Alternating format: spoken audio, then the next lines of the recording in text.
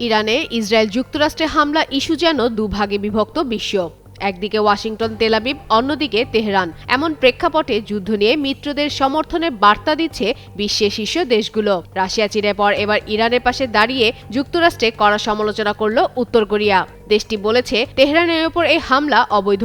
এছাড়া নতুন supreme leader হিসেবে মোস্তফা খামেনিকে নির্বাচন করাকে ইরানিদের পছন্দ হিসেবে অভিহিত করেছে উত্তর কোরিয়া। ভবিষ্যৎ হোক নিরাপদ, বিনিয়োগ হোক বিশ্বস্ত, আর আমার পছন্দ সল্ট বে। ওয়েলকাম টু সল্ট বে।